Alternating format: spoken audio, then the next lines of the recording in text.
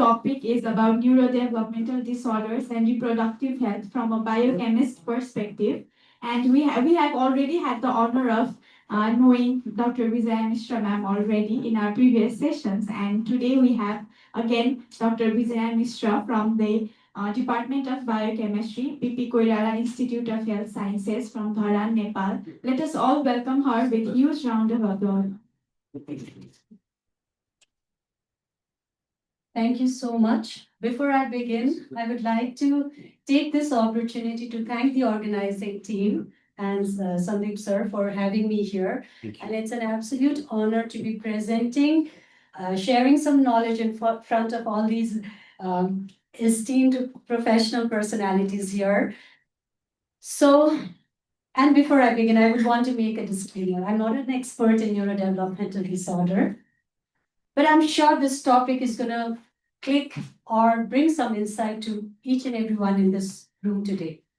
Why I say so without hesitation is because I'm sure in future, we all will be parents, mothers, fathers, and you will be wondering today, what would I have done differently to shape the future of my child? Right? We don't have to go anywhere outside to see the patient. We can just reflect on what we can do to develop the minds, the lives that we will be bringing in future. So why this topic? If we just look back to 70s and 80s, it was said that neurodevelopmental disorders affect 1 in 10,000 births. But now, if we see the data, the global prevalence of entities is rising. It's seen that 15 to 20% of the children globally are affected with neurodevelopmental disorder, and this might just be the tip of the iceberg. And there might be a lot of cases which are underreported yet because developing countries might not have brought in the data. There might be stigma associated with bringing the child to the healthcare facilities. There might be limited access to the healthcare facilities. All of these might have underestimated the actual prevalence of neurodevelopmental disorders. And in the past few years, if we see, there has been increased emphasis on the maternal and child health care. And WHO emphasizes the first 1,000 days of life, starting from conception to the second birthday, as a very crucial phase for the brain development of a child. So, what are we going to study today? Here, we will be just having an overview of the various stages of brain development and the signaling pathway. And the main emphasis would be the crucial interaction between the maternal biochemistry and the neurodevelopmental events supported by some case studies. And we will be talking about few inborn error of metabolism and the association with NDDs, and the DSM-5 and neurodevelopmental disorder, and importantly, how far along are we to a new molecular or genetic classification or in this molecular era. So let us begin. Before I begin, I would like to start with a case here, not from the textbook, but from the corridors of the hospital in Nepal. A young lady who was clutching her newborn, tearful and anxious. And when looked upon, she had a baby whose head circumference was smaller. And the clinicians were debating about microcephaly and the potential causes. But I wondered, could this case have been prevented if we knew her folate level, if we knew her thyroid hormone profile, or if we even knew how stressful her pregnancy was? Could this outcome be prevented? So today we will be connecting the dots about how maternal health is linked to the fetus outcome. So if you look at the fetal neurodevelopment, it is not just a single miracle. It happens in stages.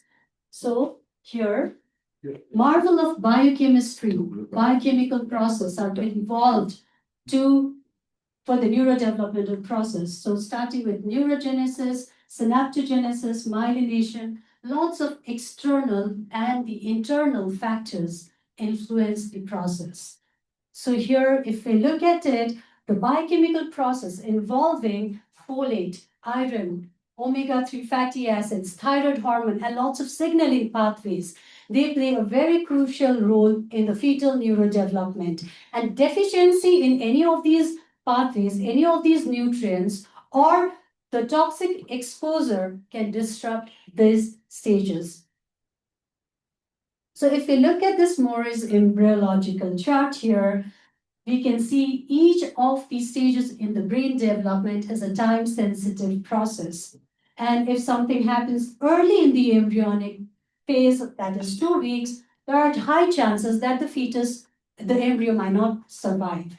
And here are some crucial periods here. The purple one are those periods in the brain development which are highly sensitive to the environmental changes, to the environment that the mother is having inside her body. So here we can see the highly sensitive period here, and the light green are the stages which are less sensitive. And here it's given the time frame for each development is being depicted here, and we will be talking about these development one by one. So the first stage, neural induction and patterning, which usually happens in the fetus by week 3 and 4. And we need to know that these stages does not happen one after another. There might be overlapping with the stages, and we will also be discussing what are the various biological, biochemical changes or signaling pathways or molecules which play important role in these brain stages of brain development. So begins with the formation of neural cleat and folds into neural tube, followed by neurogenesis, which begins by week 5 and goes up till week 30, where the neuroepithelial cell undergoes asymmetric division to produce neural progenitor cells, which ultimately differentiates into neuron.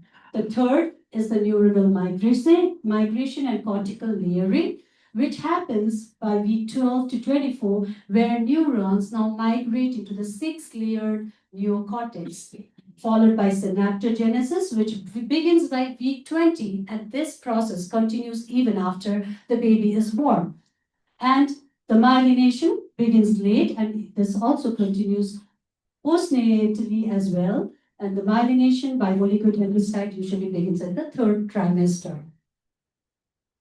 So let us look at the biochemical regulators in the first step, that is the neural induction and patterning. Here, the important regulator is the sonic hedgehog regulator, which is crucial for the hedgehog patterning of our brain.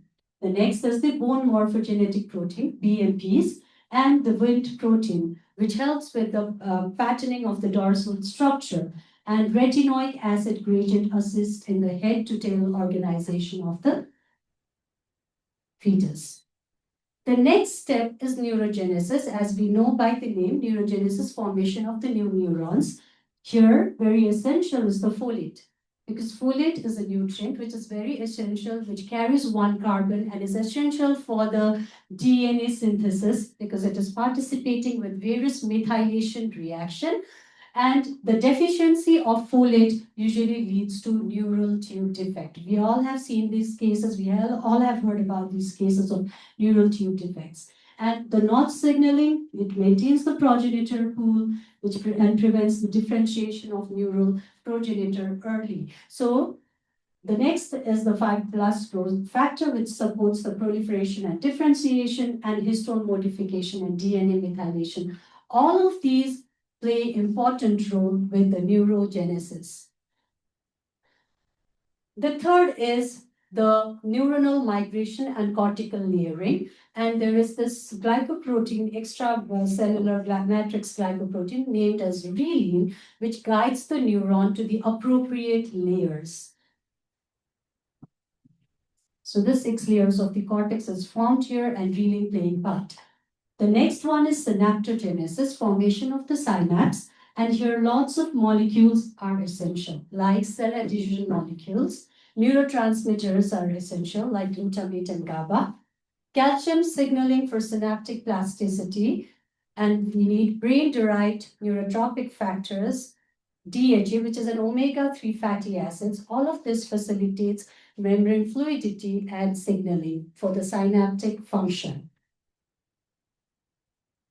The fifth one is the myelination, and here for the formation of the myelin sheath, cholesterol and sphingolipids are the major component of these myelin sheath, and vitamin B12, iron is crucial for the oligodendrocyte differentiation and mitochondrial function. So if we might just overlook simple things like folate and vitamins, but we can see the effect, the devastating effect this could bring upon the child. So it's very crucial that all these nutrients are well taken care during the pregnancy. And another important hormone is the thyroid hormone. It plays a very important role and it regulates the gene like myelin basic protein, and it has role in synaptogenesis myelination. So if a mother is hypothyroid, if she's thyroid hormone deficient, there are chances that the brain might not develop properly in her fetus. And we will be seeing the detailed mechanism later with the case presentation. Now, this was the stages of brain development. We covered in 5 stages. Now, let us look at some of the major signaling pathways in the brain, where we will be talking about basically 4 major signaling. The one is the Wnt signaling, the second is the sonic hedgehog, the third is the Notch signaling, and the fourth is the thyroid hormone signaling. So when we look at the Wnt signaling, the name Wnt is derived from, like the full form is wingless related integration site signaling. And when we look at this, the Wnt protein binds to the frizzled receptor on the surface. And once that Wnt protein binds to the frizzled receptor, it will activate a protein known as beta-catenin. And this beta-catenin, once activated, it enters the nucleus. And here we can see it enters here, and the target genes are activated. So the target gene activation essential for neurogenesis, synaptogenesis, and the anterior-posterior patterning of the brain, neural stem cell proliferation is all done by the Wnt signaling. So if there is any defect with this signaling, there will be adverse consequence to the fetal brain, like unequal division of the brain structures. The sonic hedgehog signaling is essential for the ventral dorsal patterning. Initially, it was for the anterior posterior patterning, the Wnt signaling. This is for the ventral dorsal patterning of the neural tube. And here again, in the presence of this hedgehog protein, the glyma-associated oncogene homolog, the GLIA, is activated and it enters the nucleus, and it will be activating the genes which are essential for the dorsal ventral patterning of the neural tube.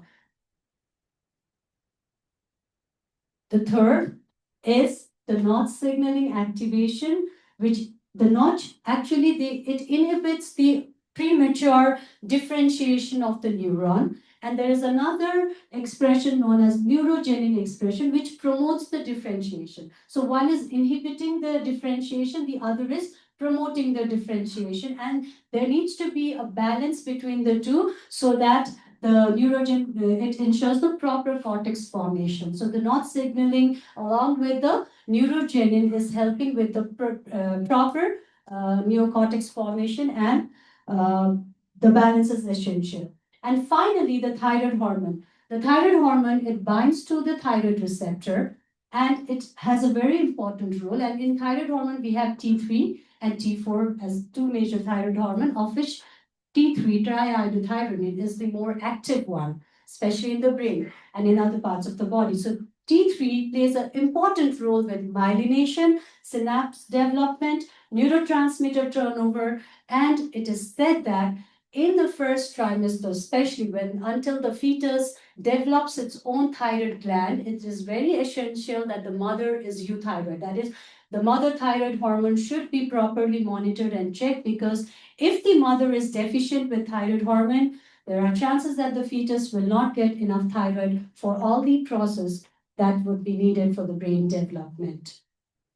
So these were the 4 different signaling that we mentioned. So far we have discussed 5 stages of brain development, and 4 major signalings in the brain. So what happens if there are mutation with this? Here we can see if there is a mutation with the Wnt protein or the SHH mutation. We will see here there is a condition known as holoprosencephaly, a rare birth defect where brain does not divide properly into left and right hemisphere during early fetal development. Here we can see it's the cases of holoprosencephaly. Now, medulloblastoma. If there are the mutations with the Wnt or the SHH, here we can see it's a rare tumor of the cerebellum in the baby. So cancerous brain tumor that primarily occurs in the cerebellum, and we know it is a part of the brain which is involved with the balance and coordination. So this is a medulloblastoma, and the molecular subtype of medulloblastoma, they are Wnt, SHH, group 3 and group 4. So the next condition is the Rett syndrome, where there is mutation with the MECP2 mutation, and this MEC is very important protein which affects the chromatin remodeling in the neuron. This MEC binds to the methylated regions in our DNA, and it will influence the gene expression of that particular gene. So if the MECP2 gene is mutated, it cannot form the MECP2 protein, and that will affect the gene expression in the brain of the fetus. And as also mentioned by our previous speaker, that Rett syndrome is an X-linked dominant, usually affecting the female, and it affects with the motor ability of the baby. So here we can see the normal functions of the MEC2 protein. The mutation in this MEC2 gene contains the instruction for synthesis of the methyl cytosine binding protein. So this MEC2 is very essential for the brain development, and it is able to activate and deactivate the gene functions in the brain. So whenever there is mutation, the function does not happen properly, and most of the time, almost 90% of the cases, there has been cases of sporadic mutations in the babies. And here we can see in the Rett baby, the head is small, the dendritic connections are found to be shorter in those Rett syndrome babies.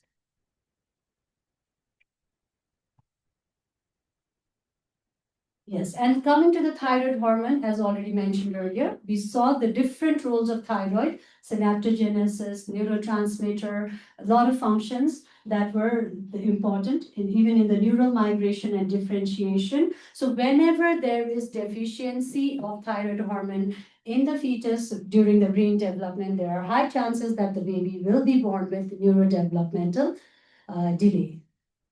And in addition to all these 4 different mutations, there are other conditions like mesencephaly. Here we can see there is no folding, no gyra in the brain, so smooth brain. There is microcephaly, which could be a part of mesencephaly or other brain genetic disorders. Polymicrogyra, where there is too many folds, and there is a syndrome known as deletion of chromosome 17p, the Miller-Dieker syndrome, where they have a typical facial feature. So there are lots of disorders which is under the which comes under the structural brain defect as well. So now let's come to the second part, the crucial interaction between the maternal biochemistry and the neurodevelopment cases. And we'll also be talking about different case studies. I hope I'm not too fast and you are able to grasp the content. Do you want me to slow down the speed? Is it all right? Thank you. So let's talk about this second part that we will be discussing. I would like to state it as this way. Healthy wombs is always equal to healthy brain. Right? Pregnancy is not just about conceiving and delivering a baby. It involves a lot of processes that needs to be considered. So any disturbance in the reproductive health during pregnancy can disrupt neurogenesis, synapse formation, myelination, and the key signaling pathways. So here we will be touching about the maternal nutrition aspect. We will be talking about the maternal endocrine health, maternal infection, toxin and inflammatory state, placental health, and epigenetic programming, how these factors in the mother is affecting with the brain formation in the fetus. So starting with number one, maternal nutritional health. So here, if we see, there are lots of nutrients, which is part of our daily diet if we take a balanced meal. But if we ignore it, chances are that we might be deficient in any one of them, and we might not be even aware about that the deficiency that we might be having inside us, right? So here, folate and vitamin B12. It is very essential for DNA methylation. It is essential for the once DNA methylation, it's very important for the DNA synthesis. And here we can see iron. It is very essential for neurotransmitter formations, for placental growth and oxygen delivery. Iodine is a crucial micronutrient for thyroid hormone synthesis. Omega-3 fatty acid is required for placental and fetal membrane health. Zinc regulates the ovulation and the qualities of the oocyte and immune modulation. So if we are not focusing on these nutrients in the mother, here we can see that the fetus might come up with an impact. The fetus has to bear some consequence of this deficiency. So if folate is deficiency, there might be chances that the fetus is born with neurotube defect. If vitamin B12 deficiency, because we saw that vitamin B12 was essential for myelination as well, so cognitive impairment and developmental regression can be seen.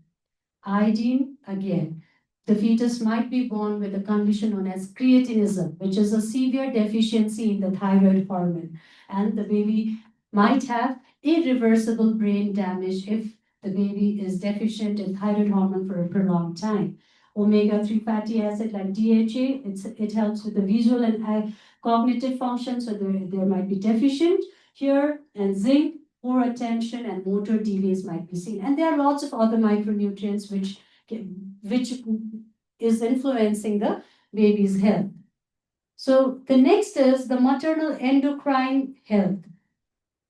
So when we talk about the first thing that comes in the endocrine part is obviously the thyroid hormone, because the thyroid hormone deficiency is considered to be one of the most preventable cause of intellectual disability in the pediatric population.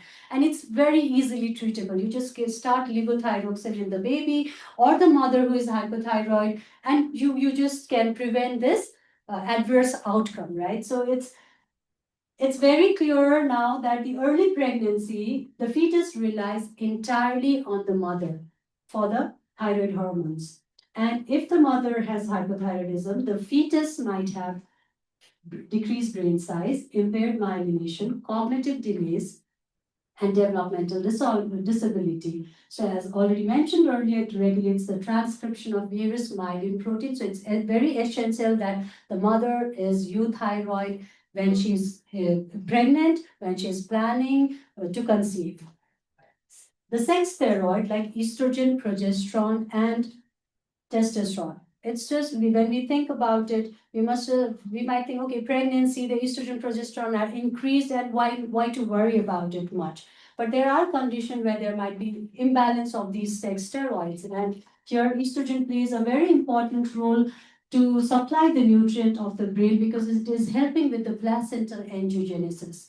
And progesterone maintains the uterus quiescence and support the immune tolerance, and it has also neuroprotective roles in the babies. And testosterone is very important even in the female child for brain sexual differentiation. And whenever there is imbalance in these hormones, like in condition of PCOS or congenital adrenal hyperplasia, it can affect the brain wiring and the behaviors in the fetus.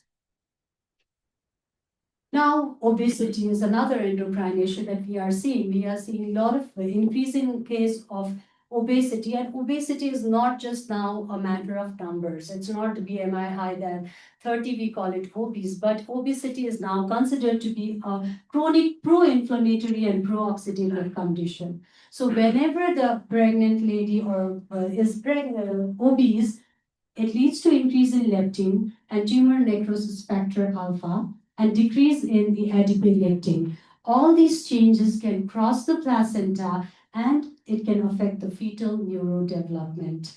So here, the biochemical disruption that these changes, the changes can lead to increase in the reactive oxygen species and mitochondrial dysfunction. Disruption of the leptin signaling affects the hypothalamus development in the fetus, and epigenetic modifications are also caused because of the changes. And PCOS, polycystic ovarian syndrome, here because the elevated androgen levels are there, it affects the brain, fetal brain sexual differentiation. And in polycystic ovarian syndrome, there is insulin resistance in the women, which will lead to increase in the oxidative stress, and it impairs the placental nutrient support, transport. And also in PCOS, there is a chronic low-grade inflammation which will lead to the increase in the cytokines, which may activate the fetal microglia, adversely affecting the fetus. Now, coming to maternal infection, toxins, and inflammatory states. We all know cases of TORCH, which, if a mother has TORCH infection, it will affect the size of the brain in the fetus, and the fetus has adverse consequence that the fetus faces. So whenever mother has any sort of infection, viral, bacterial, it activates the maternal immune system. So the maternal immune activation will lead to increase in the inflammatory cytokines like IL-6, tumor necrosis factor alpha, CRP. All of these will disrupt the fetal brain cytokine balance and will affect the signaling pathways in the brain. And it increases the risk of ASD, that is autism spectrum disorder, and schizophrenia in the babies. So now coming to the fourth factor, that is environmental toxins and endocrine disruptors. So we all know about this: lead, mercury, and the pesticides. It interferes with a lot of processes in the body, and especially when the mother is pregnant, all these external chemicals are affecting the synaptogenesis, neurotransmitter function, and signaling pathways. And here, there are certain other chemicals like endocrine disrupting chemicals like bisphenol A, which is like mostly commonly found in the plastics. It interferes with the estrogen signaling and ultimately affecting the fetal brain differentiation. Another one, alcohol. If the mother is consuming alcohol when she is pregnant, it will lead to a syndrome known as fetal alcohol spectrum disorders and thalidomide and fecomelia. So there are cases when administrating the drug thalidomide leads to this condition where the, the limbs are not properly developed in the babies. And this is the typical picture of a baby who has this fetal alcohol spectrum disorder. So the lips are thin here, there is the smooth philtrum over here, the palpebral fissures are very long. So these are the typical picture here that is seen. And this is the case with the TORCH infection. The microcephaly is seen, cataracts, chorea, this is seen here, and skin rashes are present. Now, talking about the fourth point, the placental health as reproductive neurodevelopmental bridge. Placenta is not merely a passive structure. It is a biochemically active organ, we can say, synthesizing various hormones like steroid hormones, thyroid hormone regulators, various neurotropic factors. And whenever there is disruption in the placenta, it will affect the brain. So here, conditions like preeclampsia, meaning hypertension during pregnancy. So if the mother gets hypertension during pregnancy, that is preeclampsia, it alters the nutrients and oxygen transfer. Because of the hypertension, the blood vessels are affected, and it will lead to this nutrients and oxygen transport are affected, thus reducing the fetal brain oxygenation. So it has an adverse consequence on the fetus when there is decrease in the nutrients and oxygen transport. And similarly, gestational diabetes mellitus, meaning diabetes happening for the very first time when the lady is pregnant, right? So here, hyperglycemia will induce oxidative stress, causing epigenetic reprogramming and altered expression of various neurodevelopmental genes. So the condition might look simple, but we are seeing that it has various adverse outcome on the babies.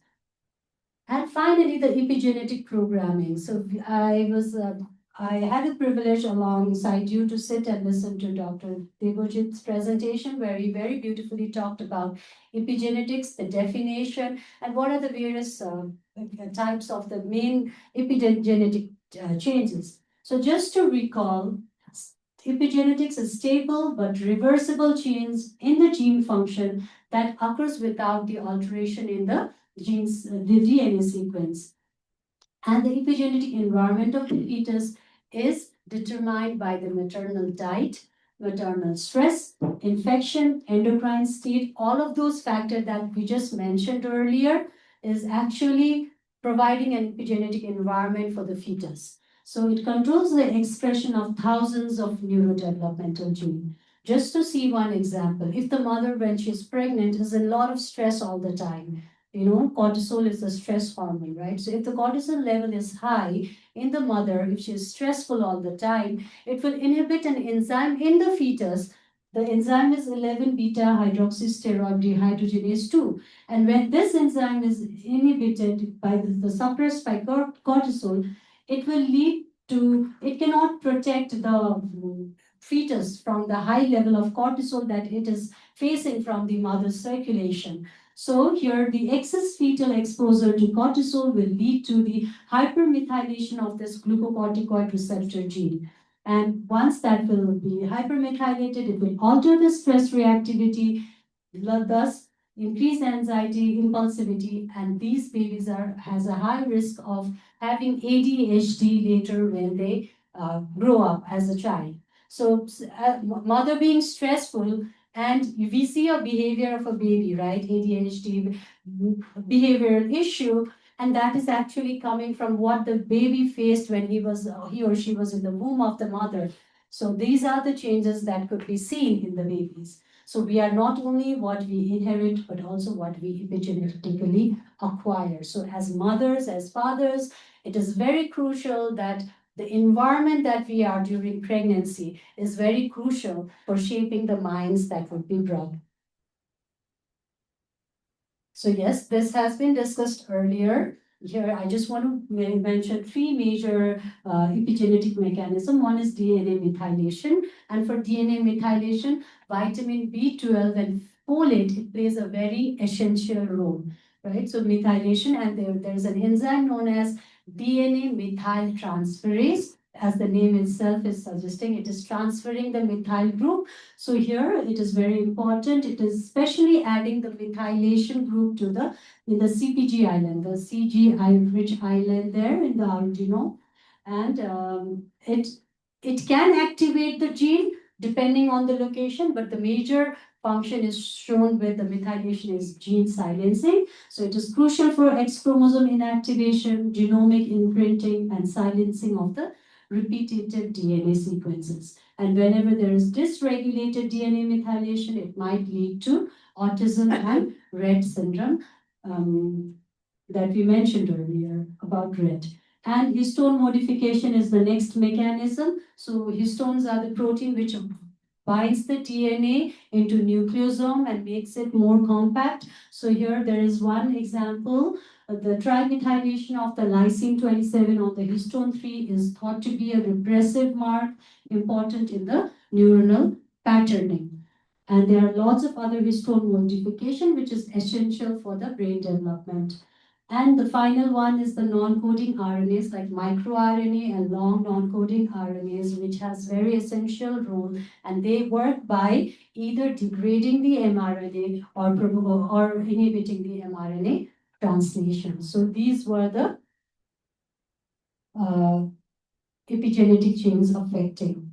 So here, the mutations in this virus gene might lead to conditions like ASD, Rett syndrome, ADHD. All of these changes are because of the epigenetics programming that are in place. And there are a lot of neurodevelopmental disorders which comes into play when these epigenetic pathways are altered. So this was all the summary of what we have studied. So here, hypothyroidism might lead to intellectual disability and delayed milestone. Gestational diabetes, again, because the oxidative stress is increased in the mother and it is transferred here, the ASD and ADHD chances are high in those babies who are born folate deficiency. We know the connection, it's neural tube defect. PCOS and androgen excess might lead to altered brain sexual differentiation. Preeclampsia might lead to low birth weight and learning disability, and the mechanism has already been explained here in the figure. So it's very simple. When we nourish the reproductive health of a mother, we shape not only lives, but we shape the mind.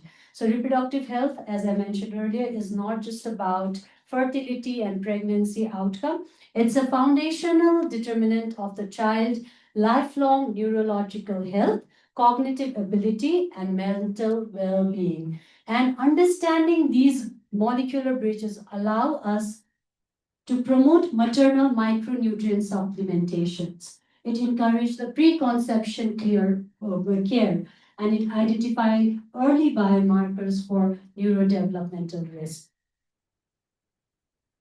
So let's look at some examples here. There was a study done in 25,216 pregnant women, and in those pregnant women, untreated subclinical hypothyroidism, it showed that at the age of 7 to 9 years of the child, it was shown that there was 7-point decline in the IQ score of the babies who were of the mother who were untreated with subclinical hypothyroidism when they were pregnant.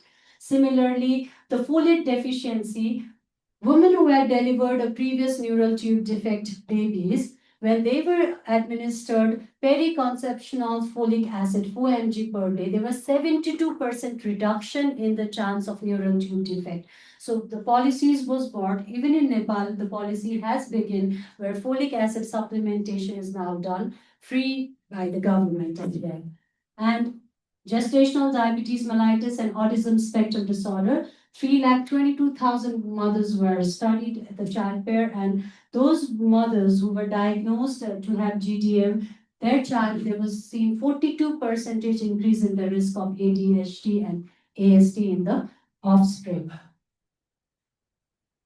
Similarly, maternal obesity linked with ADHD risk. So there was increased symptoms of ADHD and decreased executive function at the age of 5 to 7 years. And intrauterine exposure to Zika virus and microcephaly, as virus targets the neural progenitor cells, it triggered apoptosis, decreased neuron production, and microcephaly leading to severe developmental outcome. And preeclampsia, placental insufficiency, and fetal brain damage. The infants who were born to mother who had preeclampsia had all the features here with abnormal neural behavioral profile. So again, maternal stress and infant brain connectivity. So when the mother was anxious, her elevated cortisol level affected the amygdala and prefrontal cortex connectivity in the child and impaired emotion and cognitive development in the infants. And iron, we all know we have seen where pregnant ladies are supplemented with iron in our part of the world as well. So iron is essential for dopamine synthesis, myelination, and mitochondrial function. And whenever iron is deficient, all these functions decline. So there's decreased myelination, decreased dopamine serotonin level, and meta-analysis has shown that maternal iron supplement improves the child neurodevelopmental outcome. So there has been universal screening program for hemoglobin and ferritin level in pregnant women, and also early supplementation of the iron along with folic acid.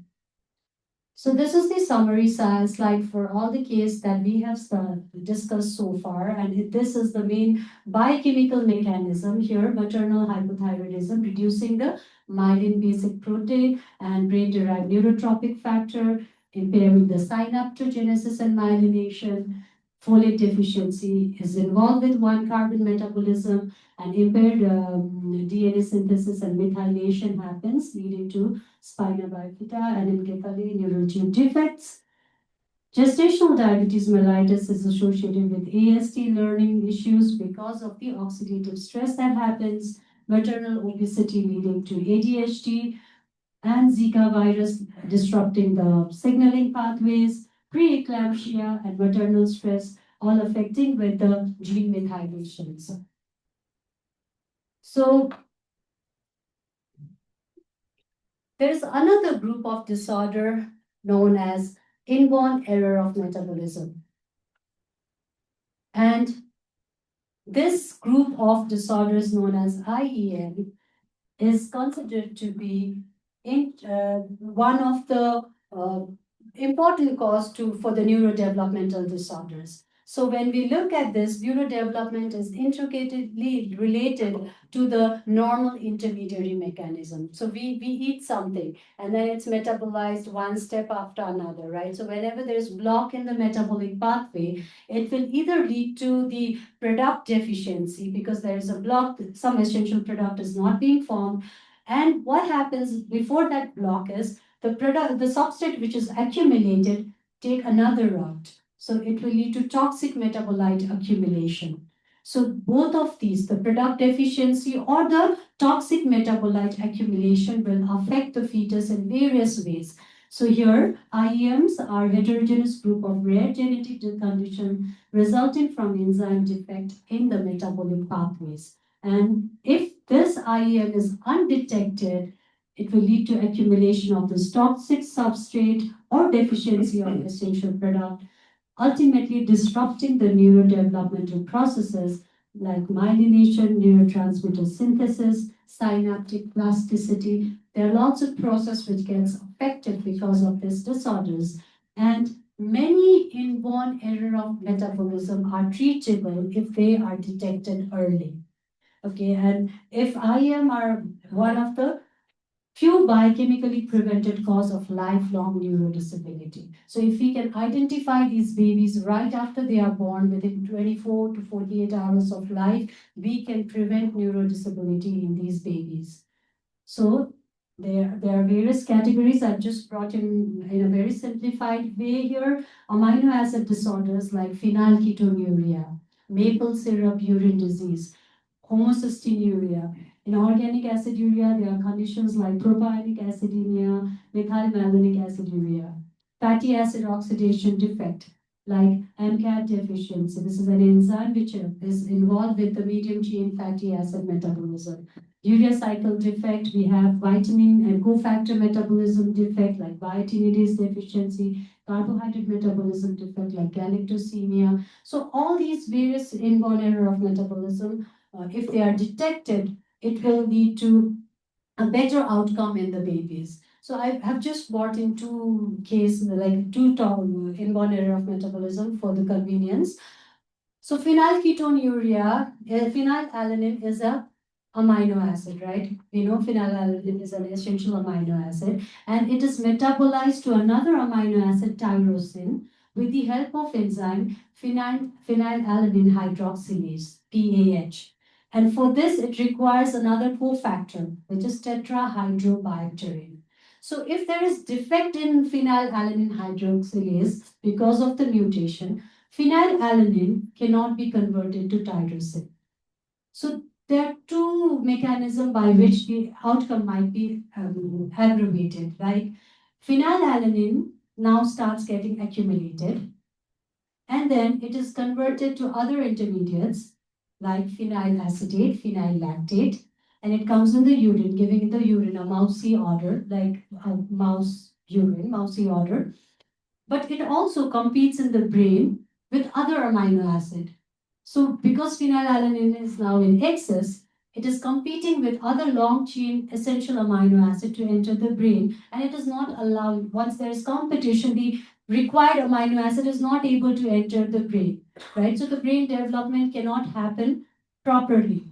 And similarly, tyrosine, from which phenylalanine to tyrosine here, if this pathway here is blocked, all the essential products which was which tyrosine was forming, like neurotransmitters, right? Catecholamines, dopamine, norepinephrine, epinephrine, they are not formed. Melanin is not formed. Thyroid hormone is not being able to synthesize. So all of these consequence is having an adverse effect in the fetus or in the child's brain after he is born. So it is always recommended that the child, once they are diagnosed, they have to be given low phenylalanine diet. And in cases where it is because of the tetrahydrobiopterin deficiency, those supplements needs to be given, and new therapies has also emerged. Similarly, another amino acid, branch chain amino acid. So there are three branch chain amino acid, leucine, isoleucine, and valine. So these amino acid, if they are not metabolized properly, again they start accumulating. And out of these three, leucine is the most toxic. So leucine will be converted to alloleucine, and it is toxic to the brain, and it will not allow the proper functioning of the brain. So the marker is alloleucine here. The elevated branch chain amino acid happens. So that again, the treatment is you diagnose the baby, and the treatment is basically avoiding those amino acid which is not being able to be metabolized, right? So that is one. And if the condition is very bad, liver transplantation for severe cases. So these are the broader metabolic disorder causing amino acid. I don't want to go into detail about this here, but beyond this, what we need to understand, there's another endocrine disorders again. Like we talked about maternal hypothyroidism, but the child might also have this condition known as endocrine disorder known as congenital hypothyroidism. Is not the child is not born with a thyroid hormone or dysgenesis or dyshomogenesis. The thyroid hormones is not being able to be properly synthesized in those babies. So the child is deficient in thyroid hormone, and it is affecting with the normal development. So what is this? Is this the child looks very healthy at birth? Like other amino acidopathies or amino aciduria, the child manifests some symptoms, right? The child is ill, but for CH, the child looks absolutely fine. He's sleeping. In fact, he's more sleeping. He does not ask for more milk. Not like it. So the symptoms might not develop for all the child. So the chances are the parents never would know that their child is developed has that issue until the child reaches approximately 6, 7, 8, or 1 year, when they start now noticing that the child is not normally developing as compared to other child. And when they go and check, by the time it's very late. It is said that if the child is diagnosed within first 2 weeks of life, you just start with a levothyroxine tablet mixed in the milk or water and give the baby. The child is going to grow completely like a normal baby. But because it was not diagnosed at the very earlier time, the diagnosis was missed here. Now coming to the newborn screening, to detect this inborn error of metabolism, there is a program known as newborn screening program, which is very essential because it identifies the baby right after the birth, and once it is detected, the treatment can be started immediately. And countries like Western countries and developed countries like USA, they treat for more than 30 IEMs. Once the baby is born, before they are discharged, after 24 hours, they do the heel prick test. They don't even do the phlebotomy. Heel prick test is done, and the baby is screened. Countries like Canada, they screen for more than 20 disorders. But countries like Nepal, baby born in Nepal, because of the lack of infrastructure, it's quite a challenge to screen all the babies. And this issue is being faced. And there are some hospital. I got a chance to visit maternity hospital when I was here, and they have started the phase-wise screening. They screen for 7 disorders, and it's just in the piloting phase right now. So we are done with IEMs. Any confusion, any queries so far? Am I fast? Oh, no. Okay. So coming to DSM-5 and neurodevelopmental disorders, we all know when we see a child, there is a milestone that we all check for, right? The baby is this age, so he must be able to do this, right? So there is a developmental milestone that we can assess for all the babies. And we say, okay, this baby is not gaining with the proper developmental milestone, he's not able to, he or she is not able to catch up with the milestone. So there is this DSM-5 manual, which is Diagnostic and Statistical Manual of Mental Disorders.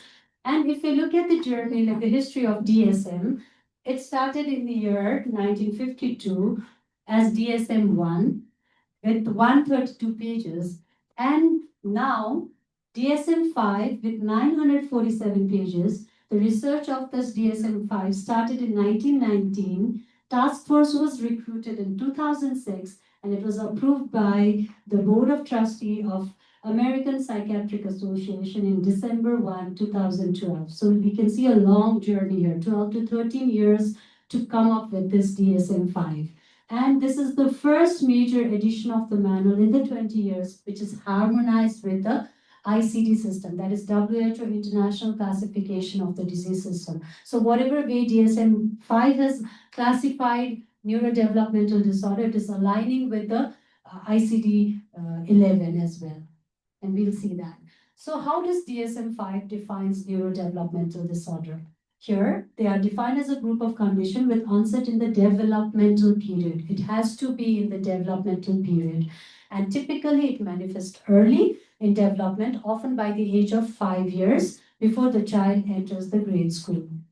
And it reflects the emergence during the critical stage of brain development and neurodevelopmental process. Now here, it is characterized by developmental deficit that produce impairment in personal, social, academic, and occupational functioning. And this is how DSM-5 classifies the neurodevelopmental disorders. So intellectual developmental disorder, autism spectrum disorder, ADHD, communication disorder, specific learning disorder, motor disorders, and other neurodevelopmental disorder. What has changed over the last few years is that here the diagnostic criteria emphasizes needs for assessment of both cognitive capacity, that is IQ, and adaptive function. Initially, it was just the IQ, right? Looking at the IQ, the child was categorized as mentally retarded, slow, mild, moderate, severe. But now we will see that the word mental retardation is no longer used because of the negative connotation to the word, right? So intellectual disability, wherever we are talking about the diagnosis, it comprises both cognitive capacity and the adaptive functioning as well. And the severity is determined more by the adaptive functioning rather than the IQ score. So if you see at the ICD-11 classification, it's kind of similar. Disorder of intellectual disability, speech language, or it's kind of aligning with the DSM-5 classification. And this is the first time that this alignment has been worked upon. So here we will see few of these disorders one by one. I won't be going into detail about all of these, but here let's see the learning disability. Here is the child usually has the reading difficulty, writing challenge, they struggle with maths, and they have problems with the higher skills as well, like organizational skill, time planning problems, and reasoning challenges. They face these challenges here. When we talk about the communication disorder, they have language issue, speech sound issue, fluency and voice issue, and the vocal, they have difficulty comprehending or expressing the spoken words. And ADHD comprises two main parts. One is difficulty in sustaining focus, that is inattention, and excessive activity and impulsive actions. This is hyperactivity. And the symptoms should last for at least 6 months for a child to be diagnosed as ADHD. You see a child and you just see him doing all the mischievous work, you cannot diagnose the child as ADHD because that's what all the child will do, right? But if that is longer for more than 6 months, then we need to think about it. Now I'll be talking a little bit deeper with the ID, intellectual disability and autism spectrum disorder. So as I mentioned earlier, the word mental retardation is no longer used. It is intellectual disability. We never now, it is suggested that we don't say a child is mentally retarded. We say the child is having intellectual disability or facing with the intellectual disability. And As I mentioned again earlier, it is not just about IQ, it is about intellectual and adaptive deficit during the developmental period here. So there has to be at least two of these criteria here: IQ below 70 to 75 threshold, and significant limitation in the adaptive skills, and the person should be below 18 years of age for the diagnosis to happen. And there is another terminology, that is global developmental delay. When do we call it intellectual disability? When do we call it as global developmental delay? Here, it is reserved for condition when the child is less than 5 years of age, and assessing the child, the severity is difficult. We are not able to, assess the child because the child might be too small to be assessed accordingly. So used when the clinical severity level cannot be reliably assessed. And it applies to individual unable to undergo formal intellectual assessment because the child is too young for standardized testing, and it definitely requires reassessment after a period of time. So here, the classification is mild, moderate, severe, and profound. Initially, this classification was based on the IQ score, but now it's here based on more of the adaptive functioning. So sixth grade, the child can achieve academic grade in 6 years, sixth grade, and they can live independently without support. We call it moderate, that the child can achieve the second grade of school, and moderate supervision is needed for the daily activities. And severe, limited communication, requires support for all daily living activities, and profound is extremely limited communication and mobility. So here, if we see the male to female, even with ADHD, intellectual disability, males are more found to have this neurodevelopmental disorders. So the causes can be divided into prenatal, perinatal, and postnatal. When we talk about prenatal, mostly it is associated with the chromosomal abnormalities, the maternal infection leading to developmental disorders, and environmental conditions, and also unknown influence. So if we look at certain syndromes that we will be also seeing in next slide, it causes intellectual disability. When we look at perinatal factor, like if the child is born with low birth weight or prematurity, it might lead to intellectual disability. And neonatal complication, like at the time of delivery, if there is hypoxia or strangulation or the cord around the neck, birth trauma, all of these leads to intellectual disability. And postnatal also will affect and lead to intellectual disability, especially if the child is neglected in the childhood period, they are not properly taken care, traumatic brain injury, if they fall down, child abuse, all of these causes are the causes of intellectual disability. So here we can see Down syndrome, most common type of chromosomal disorder, and there is this Fragile X syndrome where there's mutation with the FMR1 gene, which is X-linked, and it is said to be one of the most common cause of hereditary intellectual disability. And here, this is a 5p deletion syndrome here. It is a rare genetic disorder caused by deletion of the part of the chromosome 5. And Turner syndrome and Klinefelter syndrome, all of these are the causes of intellectual disability. And again, low birth weight, prematurity are the causes for the perinatal, and environment and psychosocial issues for the postnatal cause. Now coming to autism spectrum disorder. If you look at DSM-4, there was a term given as autism. But in DSM-5, it came as autism spectrum disorder. So here, previously this autism spectrum disorder was known as pervasive developmental disorder in DSM-4. And phenotypically, it is a heterogeneous group of neurodevelopmental symptoms with polygenic heritability. And two major criteria given by DSM-5 is persistent deficiency in social communication and social interaction. If you see the child prefers lonely, sitting, playing lonely, having difficulty with the communication, and restricted and repetitive patterns. So in the flapping of their hand, choosing one specific toy all the time. So these things needs to be kept in mind. And now it's said that 1 in 36 babies in the US having autism spectrum disorder. And the male to female ratio is 4:1, and symptoms are usually recognized by 2 years of life. So the first symptoms involve delayed language and or lack of social interest or unusual social interaction.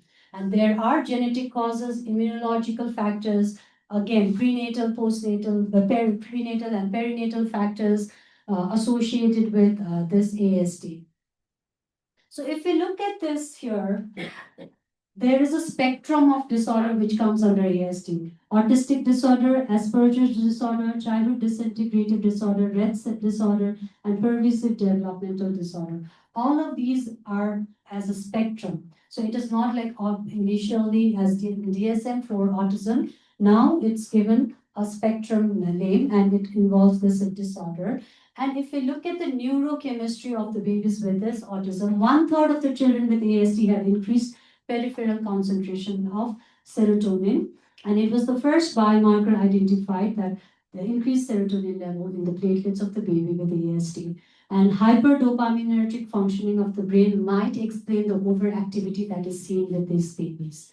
So any drugs which increases the dopamine level will affect or will worsen the symptoms of the babies with autism, and drugs or agent that blocks the dopamine receptor has shown to improve the stereotyped and hyperactive behavior. So this is the summary that we have discussed so far. So Down syndrome is associated with intellectual disability, Fragile X syndrome, intellectual disability, and ASDs. Rett syndrome is associated with ASD and motor disorder, Williams syndrome with IDs and communication disorder, DiGeorge syndrome with intellectual disability, and Prader-Willi and Angelman syndrome are also associated with intellectual disability.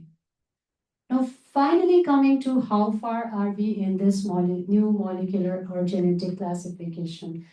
Am I fast or do I need to slow? Is everything clear so far? Okay. I know the content is large. I had to give an overview. I just wanted to bring in as an overview. So here in this topic, we will be just having a brief talk about each of these. De novo mutation, what are vulnerable genes, how do this mild variant cause disease, what is two-hit model, continuum model of neurodevelopmental disorder, and interestingly, earlier it was phenotype first approach, but now it is genotype first approach. So we have this new concept coming here, and why ASD is taken as a very good example for the genotype first approach. And the genomic tools for neurodevelopmental gene discovery and the new genes that has been discovered. So de novo mutation, we all know, right? You can ask me, like we all can think about, I'm taking care, might have seen a pregnant lady who has done everything right in her pregnancy. But the baby, when born and later, was diagnosed to have autism. Why so? So definitely genes play part. It's not just what we are eating or what we are doing with the outside thing, but the gene does play part. So de novo mutation is the mutation that happens sporadically, which is not inherited from the parents, and it occurs spontaneously during formation of the egg or sperm. So there was a big study that was done, Deciphering Developmental Disorder Study 2017. It looked at the DNA of over 7,000 families, and they found that 42% of the people with developmental disorder had new de novo mutation, which was harmful and leading to the condition.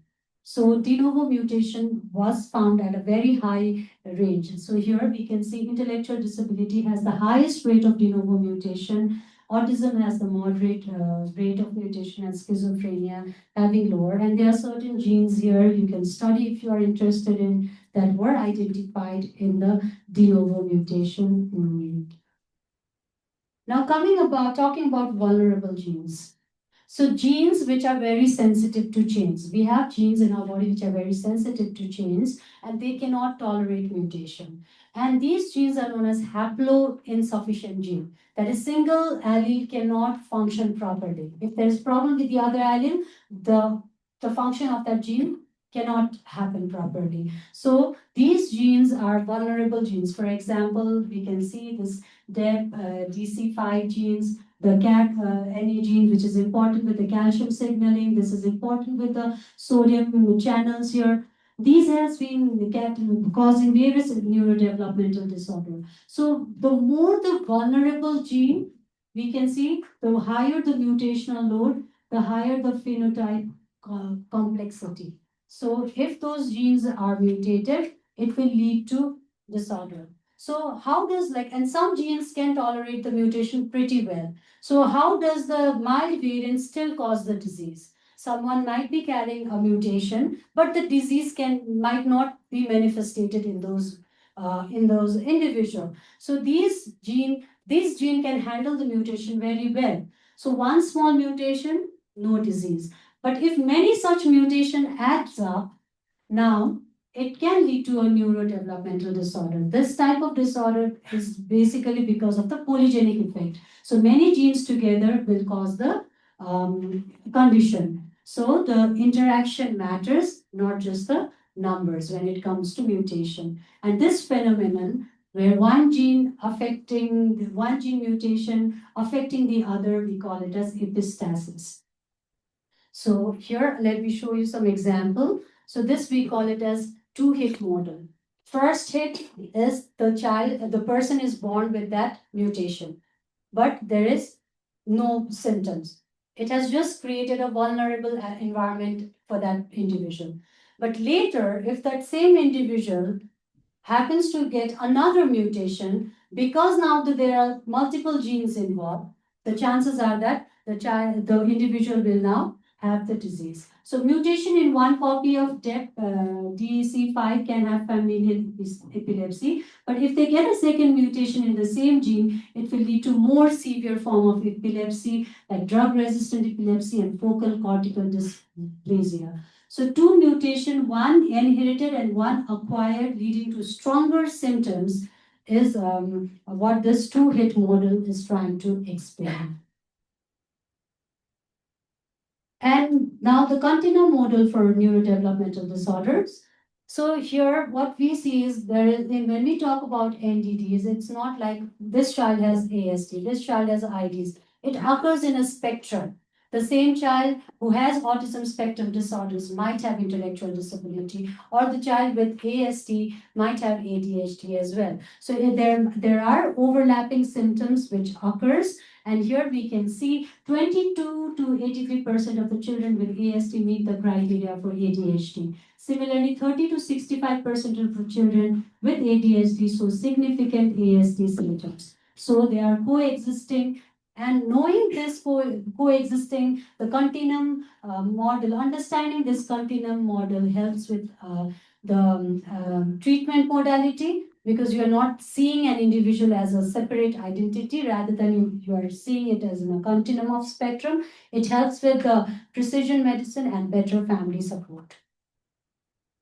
And there are different condition which occurs with the copy number variation, and de novo copy number variation has found to be 10 times more prevalent with autism spectrum disorder, and 30% of the simpler cases of ASD has shown to have this copy number variation.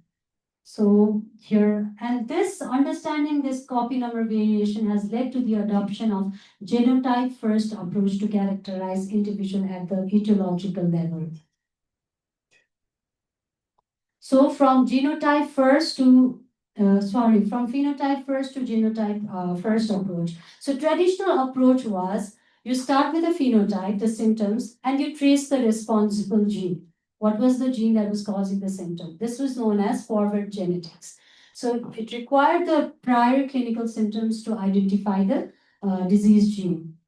So for example, a child has intellectual disability, the gene is tested, you find a mutation in the MECP2 genes, and you diagnose the child as Rett syndrome, right? So as simple. But now, there is the modern approach of reverse phenotyping. You begin from genes or chromosomal level. First, look at thousands of different genes at once. Identify the gene functions via molecular pathway, even without knowing the protein rules.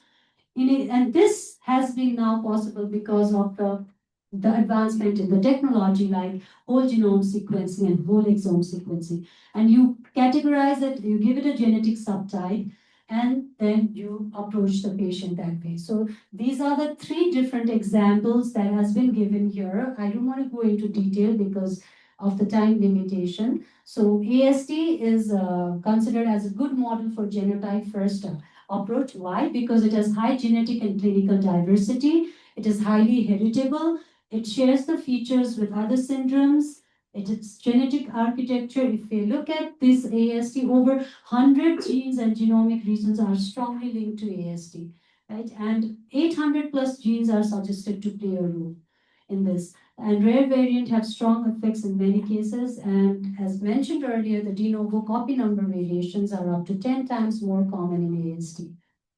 So this three subtypes, I won't be going right now, but we can see that the genotype first approach will definitely help with the precision treatment, the targeted treatment, and better family support.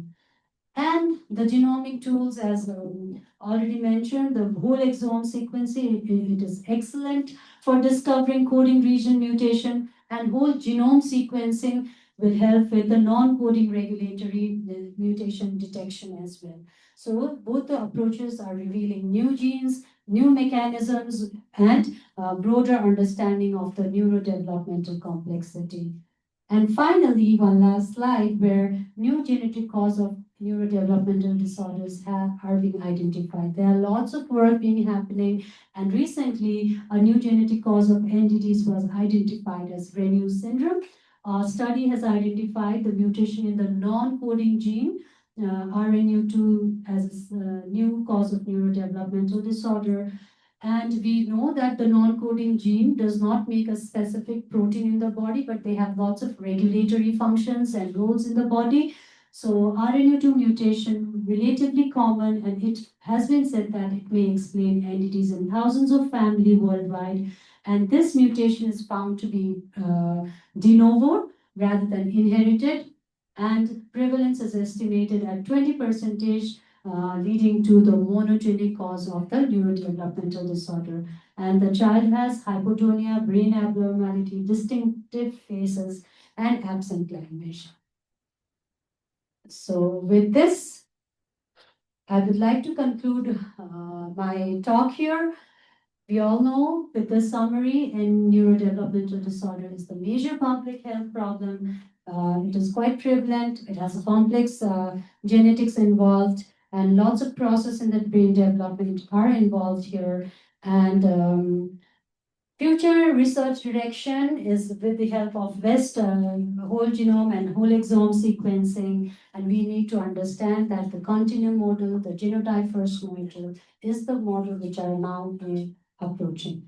So definitely womb is where the brain begins. And I hope all of us would definitely take care of ourselves as men, as women, when we would be getting pregnant, and we would advise the same for the pregnant women and couple around us. Thank you so much.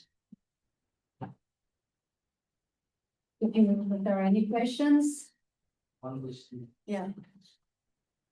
As you mentioned that usually the treatment of ASD modern approach stereotype is more suggested.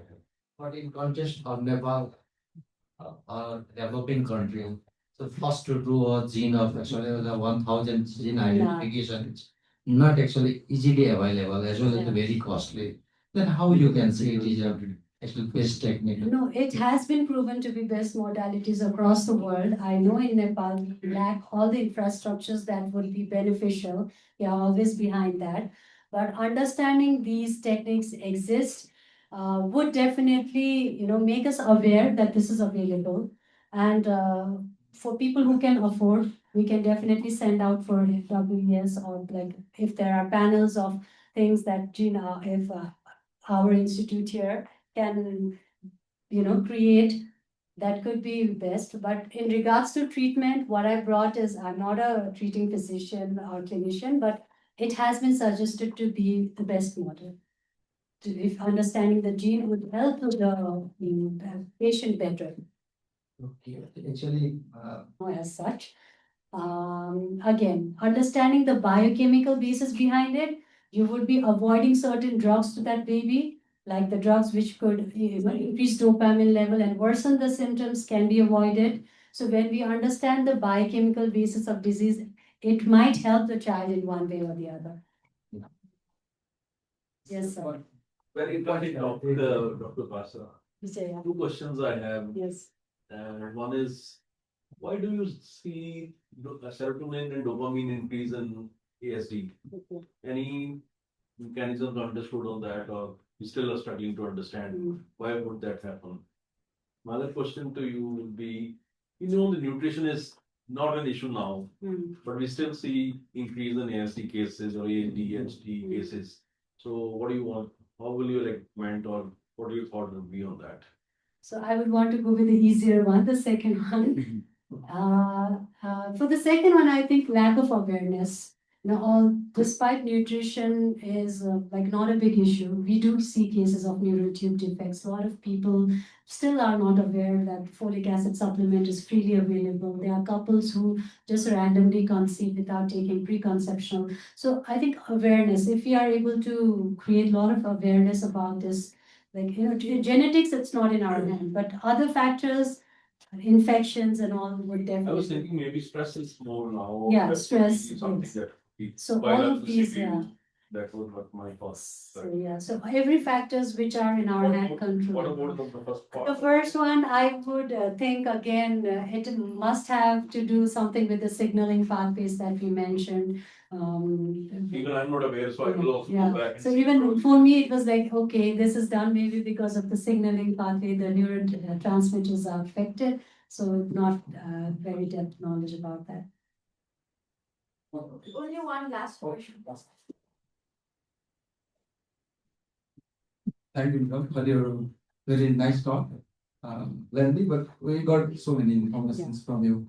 So I want to add one point here. You have mentioned while dealing with the myelination, that myelination, the one will started in the third trimester. Recently, I have finished my research in the myelination.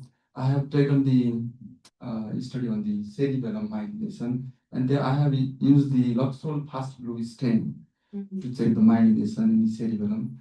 I have checked myelination in cerebellum in the molecular layer of the cerebellum and the white matter of the cerebellum, starting from the fetuses from the first trimester onward.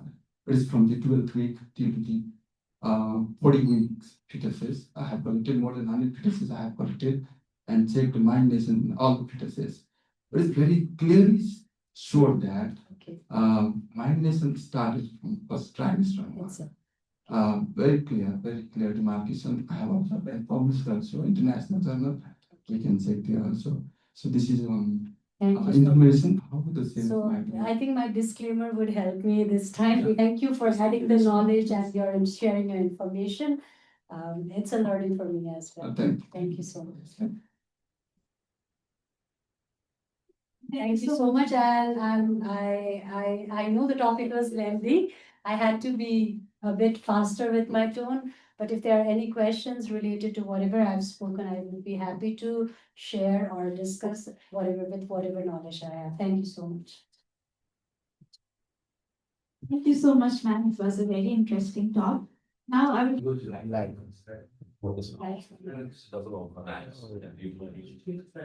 thank you.